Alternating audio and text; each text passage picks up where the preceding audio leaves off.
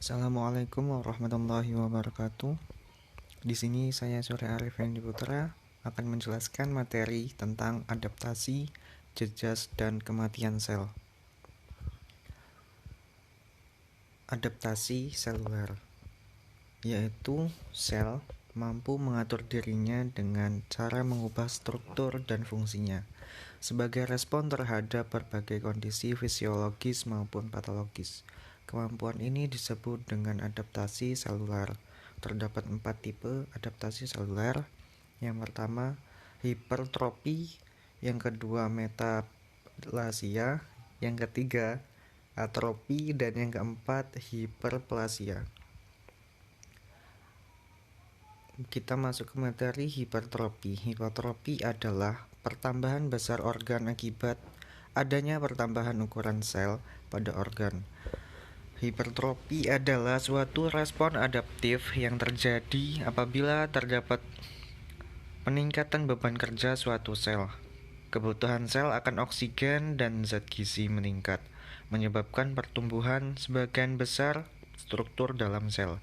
Contoh hipertrofi yang menguntungkan adalah yang terjadi pada jaringan yang terdiri atas sel permanen, misalnya otot, skelet, dan binaragawan.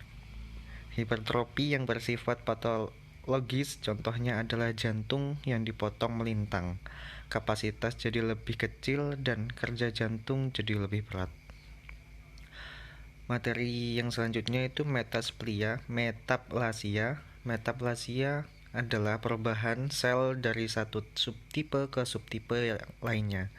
Metaplasia biasanya terjadi sebagai respon terhadap cedera atau iritasi kontinu yang menghasilkan peradangan kronis pada jaringan.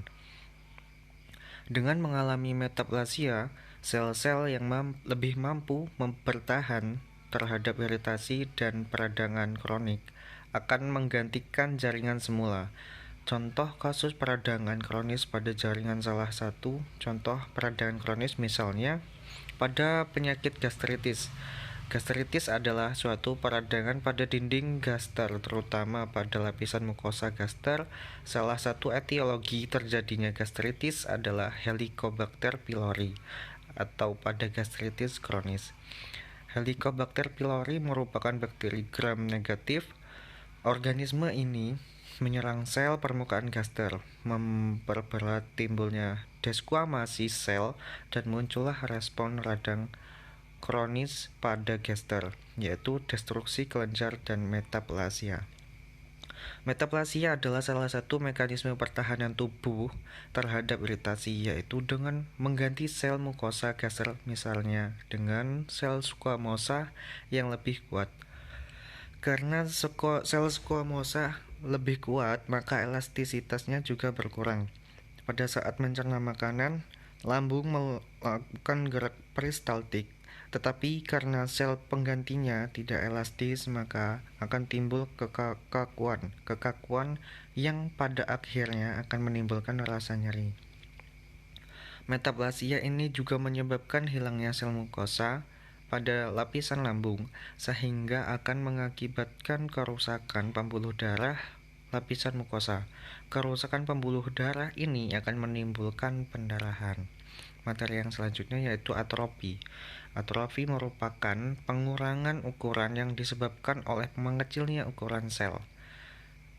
Kadang-kadang dan biasa disebut atrofi numerik. Sel parenkim adalah dalam organ tubuh. Atrofi dapat disebabkan oleh berbagai faktor tergantung pada jenis atrofi tersebut. Sebelum membahas mengenai penyebab terjadinya, maka harus diketahui terlebih dahulu jenis-jenis atrofi agar pembahasannya lebih spesifik.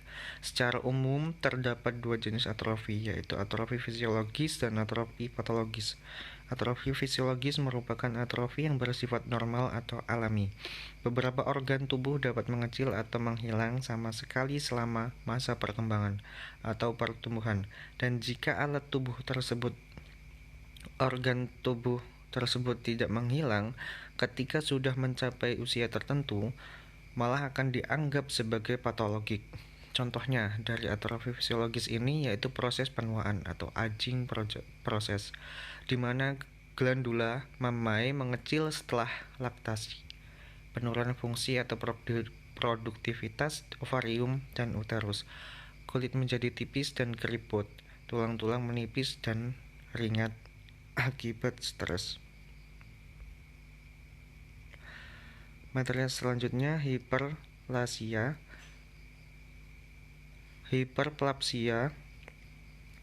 Hiperplasia merupakan suatu kondisi membesarnya alat tubuh atau organ tubuh karena pembentukan atau tumbuhnya sel-sel baru.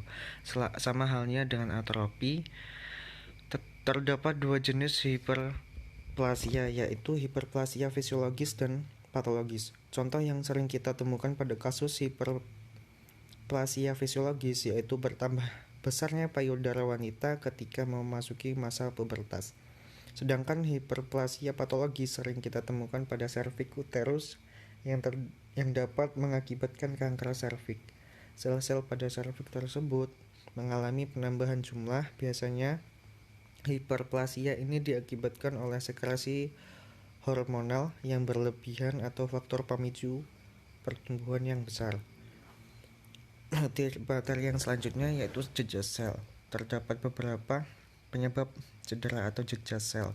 Dari beberapa penyebab umum jejas sel antara lain, yang pertama kekurangan oksigen, yang kedua kekurangan nutrisi, yang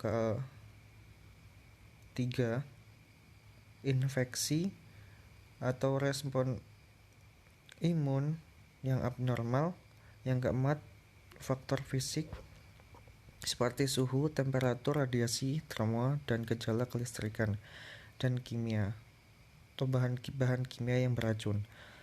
Berdasarkan tingkat kerusakannya, jejas sel dikelompokkan menjadi dua kategori utama, yaitu jejas reversible atau degenerasi sel dan jejas irreversible atau kematian sel.